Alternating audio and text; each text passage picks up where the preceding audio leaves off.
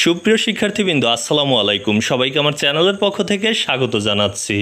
তোমরা যারা মাত্র একটি ডায়লগ পরে অনেকগুলো ডায়লগের অ্যান্সার করতে চাও, তাদের জন্য আজকের এই ভিডিওটি যদি তুমি দেখো, তাহলে একটা ডায়লগ পরে কিন্তু তুমি সর্বোচ্চ 26টা ডায়লগ পর্যন্ত লিখতে পারবে।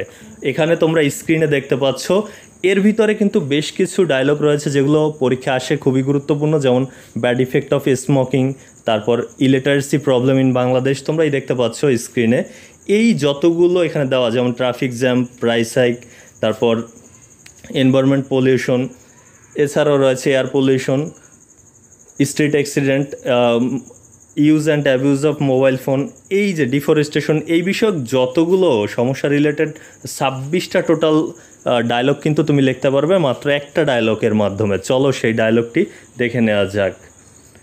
এই যে ডায়লগটি তোমরা স্ক্রিনে দেখতে পাচ্ছ, এই ডায়লগের এই যে খালি ঘরটি রয়েছে, এই খালি ঘরে শুধুমাত্র তোমার যে প্রশ্নে, ওই 26টির ভিতরে যেটি আসবে প্রশ্নে, সেই প্রশ্নের ডায়লগের বিষয়টি শুধুমাত্র লিখবে প্রতিটি খালি ঘরে।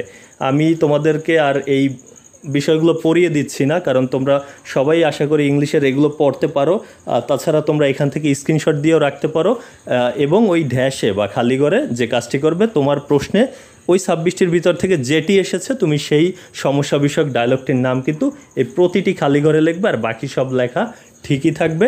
তাতেও কিন্তু তুমি কিন্তু ভালো একটি রেজাল্ট পাবে। অর্থাৎ এই ডায়লগটিও যদি লেখো এবং যদি বানান ভুল না হয়, সেক্ষেত্রে কিন্তু ভালো মার্কস পাবে।